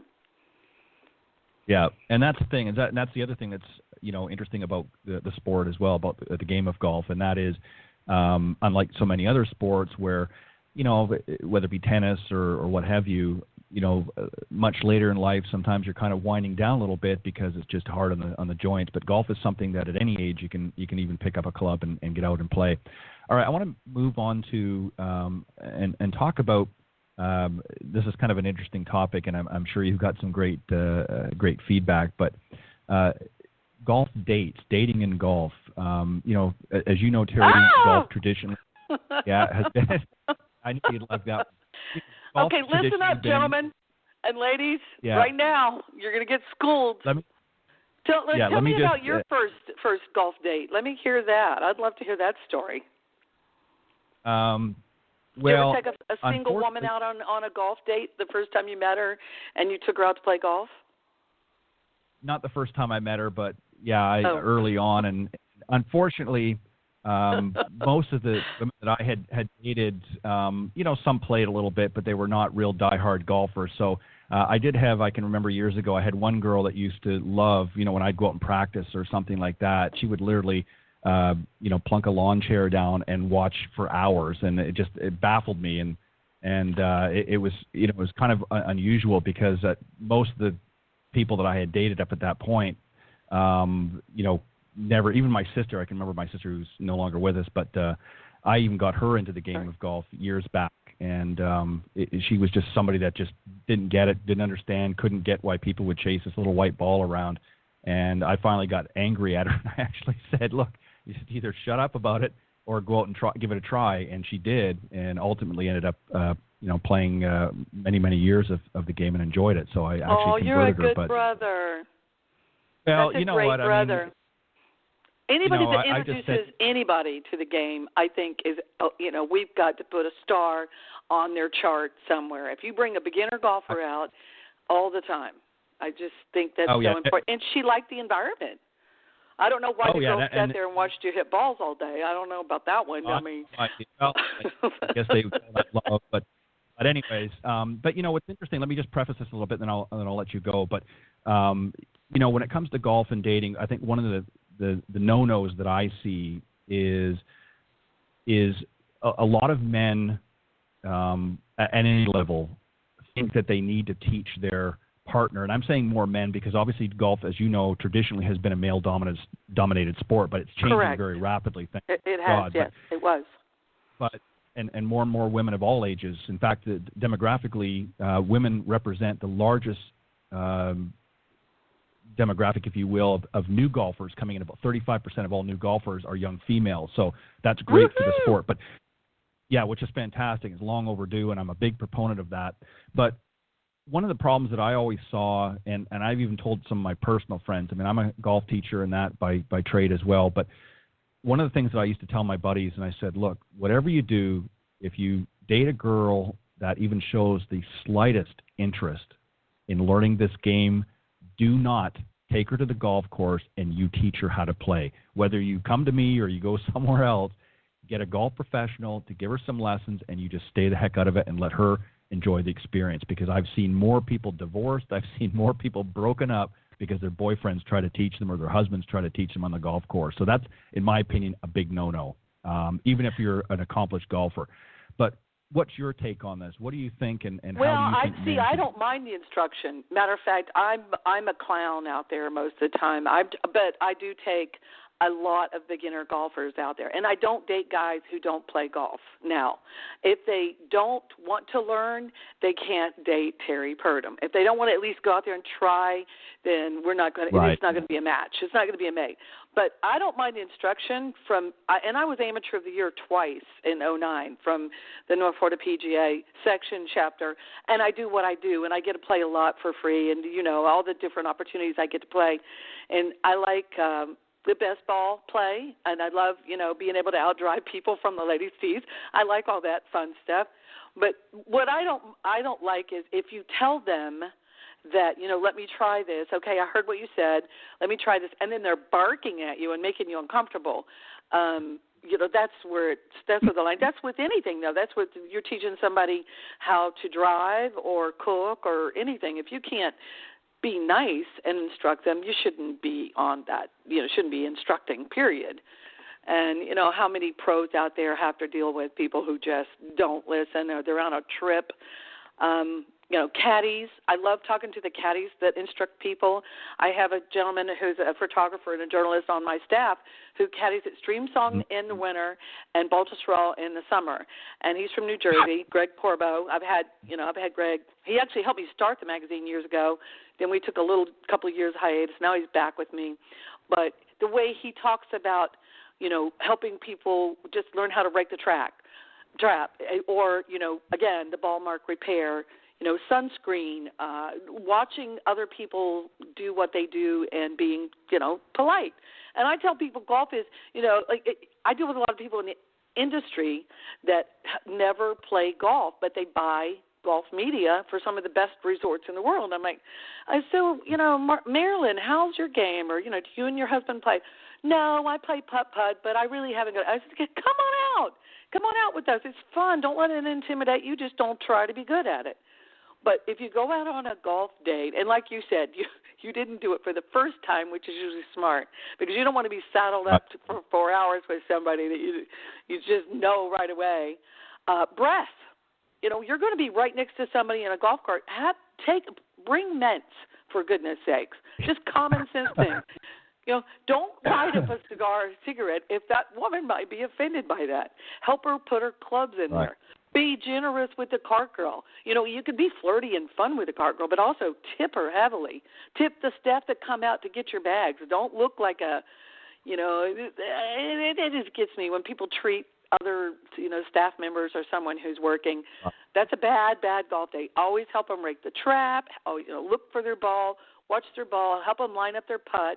Just the common sense etiquette things that you would do when you're out with your buddies. Hopefully you play, like that and respectful. Don't get handsy. Don't come around behind them and don't teach them how to swing unless you absolutely know that that's okay to do, which most people shouldn't. But I'm a little picky when it comes to how people should be treating men and women out there when it comes to golf dating. Drinking, like you don't drink too much. You don't automatically assume that you're going to be driving the cart because you're the guy. So you put her bags over there, but it's her home course. Right. You know what I'm saying? And I love watching the little old couples at different country clubs that have played together for years and years and years.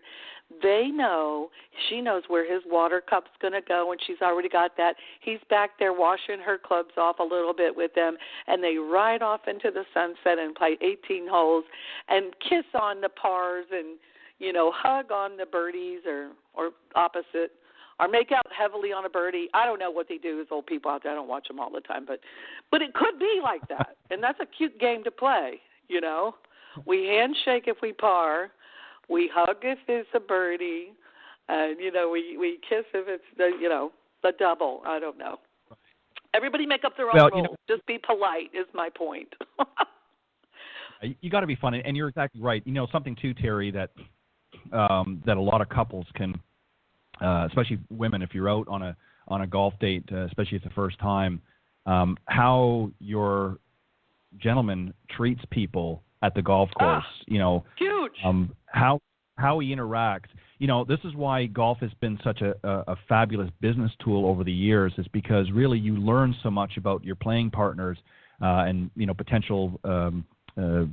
Prospects, if you will, that you take to the golf course. Well, the same thing is in the dating environment. Right there, absolutely. If they're, if he's whipping his clubs around because he's not playing his best, or he's, cussing or whatever, or he's, acting inappropriately, to others and then that tells you right away that it's more than likely not going to end up in a second date. So that's why it's good to get to know the person, and that is a great way to get to know them out on the golf course. Yeah, if he stands the divot after he hits the, if he's got a driver out and he crushes the ball, hopefully you're going to celebrate.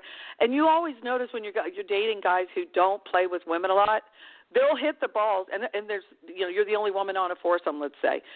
Everybody's hitting their balls from the white, and then, of course, I want to come up to the red, and they'll just pass the red, and I'll go, whoa, back there, I'm playing too. Right back there at the red tees, please. Everybody, pay attention. And, just little things like, again, with the cigarettes and the garbage and, the drinking, anything that is fun and within line, I think, it's just like common sense. I tell people that the rules of golf are like fine dining. If you know where the fork is supposed to go and your napkin's supposed to be in your lap, and the way that when you're finished, where your knife goes and glasses go, it's just about knowing the rules. It's just about being polite, and the etiquette is everything. Making sure that if you're not playing well, that you're letting people go through. And if you're with a foursome and they're out there and they're just trying to help you learn, and they say, I hit another ball, then don't, screw around and make it hard. Just walk up to the ball and hit another ball, until you get it. And that's, of course, beginners. It's not a mulligan. That's just being kind to people when you're bringing people back out there so they don't think it's a staunch conservative. When I started playing years ago, we weren't allowed to wear what we are allowed to wear today. It was really I remember going into a clubhouse. I don't know where I was. I think it was Southwest Florida. I think it was like a Naples kind of bougie, kind of fancy club. I don't remember where I was now. And they measured the length of my shorts from my waist to my knee. And I vowed right then, I said, why is that tennis lady over there? And she doesn't even have a cup holder for her champagne, so I don't know what she's doing over there with that outfit on. But I started wearing skirts, and I think I was one of the first women to really embrace this. And I'm 59, so we're talking about, that far back when people used to measure the waist to the knee, and now skirts are a thing. It's what we all wear. It's comfortable. It's sporty like a short skirt, and what is it? Classy like a short, sporty like a skirt. And so that's how it's called. And you know what that is. It's got pants underneath the skirt. So when exactly. Well, and I don't like women that bend over and pick up their ball anyway. I like women that squat and pick their ball up out, or squat and tee. Kind of a ladylike thing,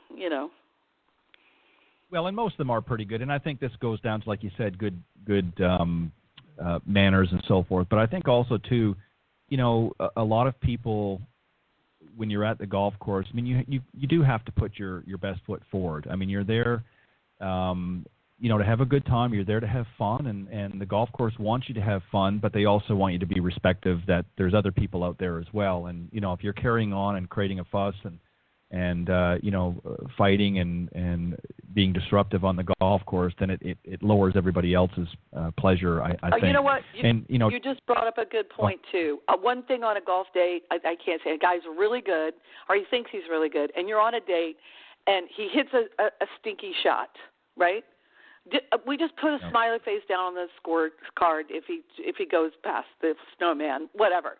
But if the next 3 holes, he's still talking about that shot back there, on number 3, and we're on number 9 now, and he's still going, God, I should have had a line in, and he's still talking about it. No, don't do that. I think one of the sexiest things on a golf date is the chip shot. Somebody who comes out of the sand and holds out, or somebody who chips it up on the green from around. If people just practice that and look good doing that, they're in for me. That's the game. A long drive, like the hot shots, the young guns that come up and try to crush the ball, and then they're throwing it into the woods right, and then they're turning around looking at you like, oh no, I don't want to get behind the woman, and play. And then they're spraying it all over the golf course because they're trying to be hot shots in front of their friends. I laugh about that a little bit. I think that's funny, and I see it a lot. It reminds me. Let me share something real quick on that line of thought. I can remember years ago, I played with a group of women who were probably at that time were in their 50s, and I was, it's probably 20 years ago now, so I was in my 30s. But I was always a good golfer, and I got put in with this group, and I remember there were a group of young guns that younger than me, and I could hear them kind of whispering to the starter and saying, "Look, we don't want to get behind this group of women. Can we get in front?" So we let them go in front. And it was exactly as you said. It was like left, right. And after about 5 or 6 holes of being, frustrated behind them, I just went up to them. I said, "Guys, do you mind if me and the ladies play through?" I said, "You're kind of pulling it up." Because just as you pointed earlier, these women, even though they were not great, accomplished players, they knew how to play the game. We weren't playing in a tournament, so, the rules were what they were. But, they knew when to pick up the ball, and they knew when to keep the pace of play much better than these young guys. And, by the time we got to, these young guns came in on the 18, they were like dogs with their tails between their legs. And they were embarrassed because, here are these, 3 50-year-old women basically right down the middle. were passing right down the middle, and they were playing. Consistent. And, right. I handed them in addition to the women, I handed the young guys my business card at the time because I was teaching particularly at that particular. And I said, "You guys might want to consider coming in for a lesson." And actually, 2 of them did. 2 of them were too embarrassed, but 2 of them did. So I got a little business out of it in addition to the. But I've got it goes to your point. Share along those lines. I was at. Place was packed. You couldn't go anywhere. You couldn't move. So the date that I had at the time, and we were down in Miami, I said, "You know what? We're not going anywhere. Just go ahead and hit another ball." The group behind us on the tee box could definitely see that there's somebody holding everybody up and there's somebody holding those people up. We weren't going anywhere. So why not take a couple of hits? And again, a beginner golfer, a gentleman that I was seeing, and so we I let him hit a second shot, which is always the worst, because he was just trying to figure out what fairway woods were. He had been to the driving range, but so I think I had some Barney Adams at the time, and it was back when they just came about. And the people behind us drove balls into us on the grass, on the golf course. And I think it's because they didn't see the people that were in front of us were kind of behind some trees on the tee box. They couldn't quite see it. But that was like maybe a couple of holes in. So I had to wait. Yeah. I mean, I can't help it. I'm just an obstinate, stubborn person sometimes. So I had to go back and turn around, and because they had to come and wait on us at the next tee box, and there happened to be a ladies' room right there. So I came over with the magazine.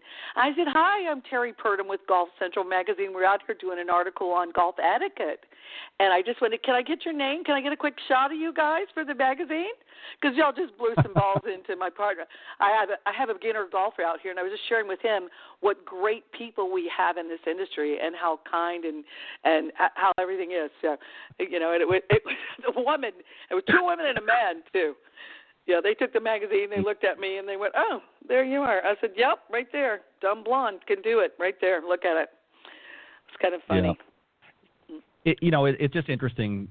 You get all types out on the golf course, and again, it boils down to etiquette and just good manners. But it's a difficult game. The guys that were on the first part of the show, we have a panel discussion. We talked about different things. And that was one of the things we talked about is really making good use of your time and out on the golf course. And obviously, if you're someone that's new to the game and you're struggling a little bit, then you need to prepare as best you can, and you play, ready golf. You don't get out there and slow people around. And if you're a more accomplished player, then when the time is appropriate, then you ask if you can play through. And it is, and I hate to use this term because it's been used for decades, but it is a gentleman's sport. And basically what it's meant to in that term is that you're meant to act in a cordial way with one another when you're out there.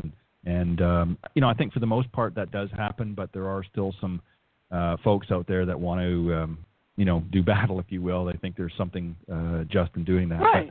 So let me, as we get ready to sort of come towards our time, I want to get you to talk a little bit more about the magazine. So what are some of the things that you do to build, when you're building your readers? And obviously I know you travel, as you mentioned, a lot with the magazine. What are some things that you really try to hit home with the magazine?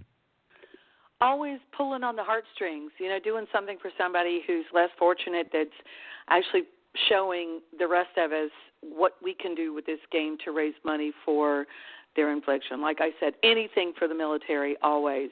And I do a ton of events where I'm out there with somebody who just came back from Afghanistan, and they have a prosthetic leg and a prosthetic arm, and they're out there trying to get their life back in order. And golf is one of the best ways to do it. So with that, the magazine plays some other kinds of politics that I will say, playing politics like the Audubon Society, the Florida Historic Golf Society, anything for the South Florida, North Florida PGA, or any PGA event. They have free pages in our publication all the time. Ooh, something that's kind of groovy that just happened at a show in Chicago this past weekend. I had a gentleman at a golf show up there, and we just got a great partner in the Carolinas with Myrtle Beach and Pinehurst and the mountains that's going to do some golf packaging, and we're going to be able to give some packaging away and build some more of our social media, e-blasting, opt-in, and which is going to make it more viral and also educate some people about the packages that we like. Anything that I can do to help my advertisers excel, our readers have fun. We started Cart Girl of the Month, Ted. Nobody said that was a good idea after I had already heard from 90% of the people that, you got to do the Cart Girl. There's nothing like being thirsty and seeing the refreshment come around, and she happens to be, pleasant to deal with at the same time. So, giving her a little feather in her cap has always been fun. And we need nominations from your listeners. We do the Golf Bachelor every month. And, those are fun questions. Oh, that's a fun bit. Because it might be your food and beverage manager. It might be the assistant pro. It could be the merchandiser. It could be anybody. It could be someone who's a charity-driven member at the club that gives back all the time, and we just love him because the president of, PNC Bank or whatever, and he's a bachelor, so we try to blow it up. And they can, by the way, your readers can suggest if they can go to golfcentralmag.com, which is our website, or turflife.club, and give us any suggestions, comments, or ideas. But one of the things that we are trying to do, of course, is, as everyone is build our social. So we're more giveaways, but I'd like some interaction about nominating your favorite cart girl, nominating your favorite golf bachelor, and now, since last year, April, we've been doing the Golf Bachelorette, sponsored by Nancy Lopez, and most of the ladies get something to wear, but it doesn't always have to be someone wearing Nancy Lopez. It could be, like I said, what makes a Golf Bachelorette. And the show, The Bachelor, has been so popular that I thought that was kind of cool that we started The Golf Bachelor before that show even came on television. And some of our questions are kind of funny, like boxer briefs or commando, and they'll answer, which I always think is funny. I wouldn't ask somebody that. But, what's your fantasy foursome? Of course, Tiger's usually in there. Mr. Palmer's usually in there. Mr. Palmer, by the way, was my boyfriend. I don't know if you knew that. No. I told him that every time I saw him. He got annoyed about it one time at Bay Hill, but I was so quick. I love the man. I wouldn't be in this industry had it not been for him early on, because when I tell you about being green, I was clueless about all of it. And the first time I met him, he was so nice to me, and he was so pleasant. And then I started saying, every time I'd see him at Bay Hill, and I go, there's a rumor going around this party that you're my boyfriend. And without hesitation, Ted, he just comes right back in and goes, yeah, but you started it. Like that. The guy was so quick. It was so funny. And his wife knew too. Right. There's a lot of great stories out there about Arnold Palmer, and my gosh, he was just a wonderful man, and sad that he's no longer with us. But he. But we're going to do a song. I also want to implore your readers to get on the bandwagon. I'm trying to get someone to help me produce a tribute song to Mr. Palmer. There's so many good, Tee It Up, he had his own iced tea, the umbrella, the Army, the Children's Hospital, everything that man did and stood for. Why do we have lyrics in certain songs about Marilyn, which was one of my favorite people of all time, Marilyn Monroe, but we don't have a tribute song to Mr. Palmer? Just think of where it's going to be played. It'll be played at the Masters. It'll be played at Bay Hill. It'll be played in every 19th hole, and we'll all be drinking and toasting to him. And I'm going to get behind this. I'm going to make this happen if I have to call Vince Gill myself. Well, I think that would be right? I think that would. Yeah, you're exactly right. I think that would be a worthy cause. I'm going to make it happen. That I hope you do, and I will definitely support you on that one. Well, Terrie, I want to thank you very much for joining me tonight on Golf Talk Live. It's been an interesting conversation, and I hope people a little bit better understanding of you and what you're really doing in the industry, not just publishing a magazine, but really pushing a movement forward and an awareness forward of many of the, as you said, the men and women who really are not talked about as much. Many of the people that are behind the golf courses, not necessarily in the front of the golf courses. So in making them look so great and getting them prepared each and every day. So thank you for doing that. And just very quickly, if you want to let the listeners know on the program where they can, if they're interested in reaching out, first off, where they can get in touch about the magazine, but also if maybe some of the listeners, because we go all over the place, that may be interested in even sponsoring in the magazine, how they can go about best way to reach you. Okay, our website, as I said, golfcentralmag.com. You can reach out to us on Facebook, Golf Central Magazine. You can call directly to the office, 321-765-7550. Somebody will always pick up and try to help you get, if you're looking for donations for a tournament or advertising free for a tournament or whatever we can do. If you've got a cool feature story, we listen to everyone's ideas and try to take on, what we think's best for and how we can help. Turflife.club is the website for the Turf Life product, and you can go to Turf Life on social media, and you'll see us there. You'll see us on Instagram and Twitter also. So any way that anybody has suggestions, there's no bad ideas, there's no bad suggestions. We listen to everybody. I don't always take their advice, but because I can be a little bit stubborn, but I want to help people. And we think we have really tried, and I can't tell you enough about my staff and everybody that's worked so hard to keep us around for 21 years, and especially through everything. And when I'm saying 9/11, the hurricanes, we're still here. We're still printing.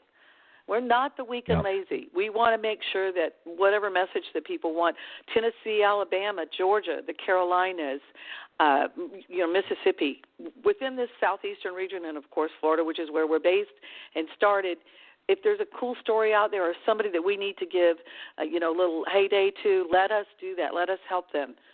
And we want to help. So, and thank you for all your help and all you do for the industry and the pros. I listened to some, and you had Holly on there last week from PGA, Port St. Lucie. I got to hear that. Yeah, she was great, and and this is what I try to do with the shows here. I mean, I do this show Thursday nights, and then I do one Tuesday mornings with my good friend LPGA professional Cindy Miller, and we.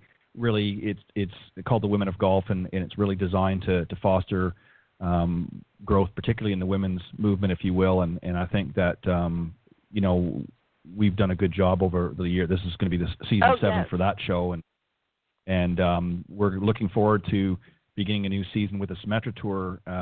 As I talked about this past Tuesday on the show, we're going to be interviewing all of the winners from the Symetra Tour this season again. So we're really excited about that. Way to go! Way to go!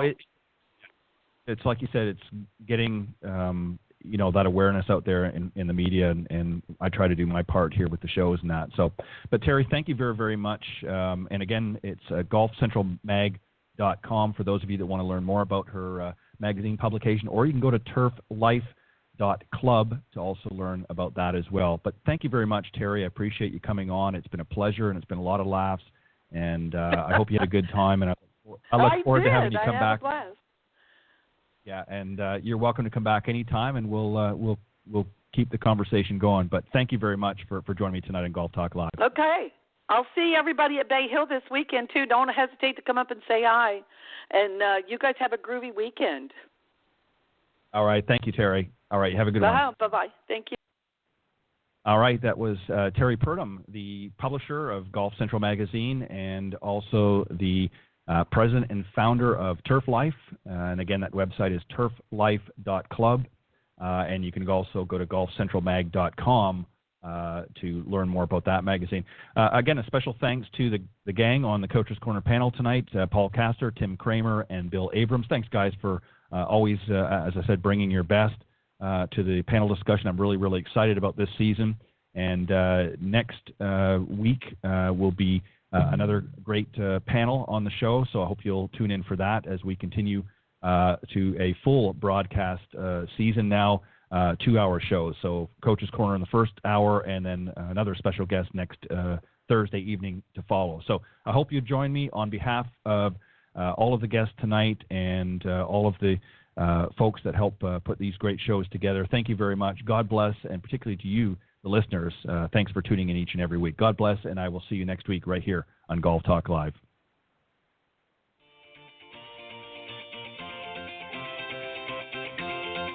Thanks for listening to this evening's broadcast of Golf Talk Live.